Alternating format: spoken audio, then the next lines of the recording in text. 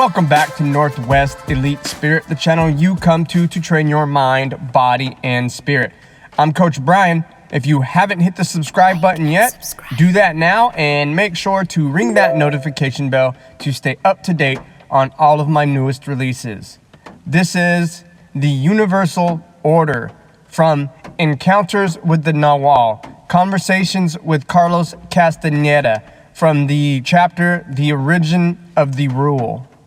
I asked Carlos how man had come into contact with the rules matrix. He replied, "It has always existed."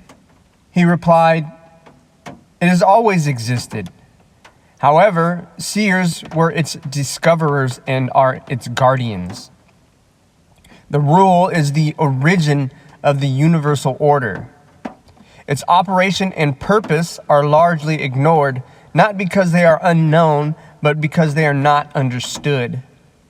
Hundreds of generations of sorcerers, in their zeal to elucidate the rule, have devoted their lives to developing practical proposals for every one of the rule's conceptual units. In the beginning, no man attempted to catch a gleam of this structure because nobody knew it was there.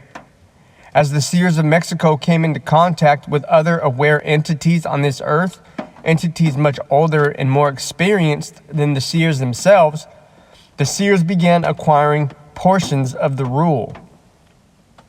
One day they saw that all those portions fit into each other like a puzzle.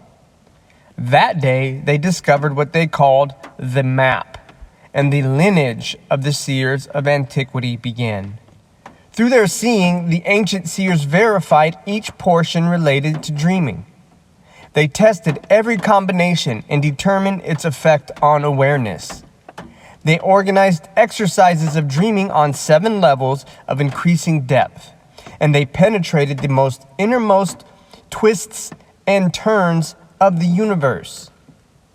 Little by little, they developed the pattern for the Nawal party, a structure in the shape of an extremely stable pyramid, capable of expressing the designs of power with transparent clarity.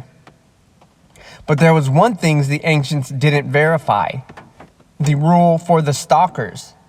They viewed stalking as a latent possibility which was not worthwhile to explore in practice. I asked Carlos why. He replied, "Because in an era when being a sorcerer meant being at the top of the social scale, stalking as an art had no purpose. It would have been a poor investment.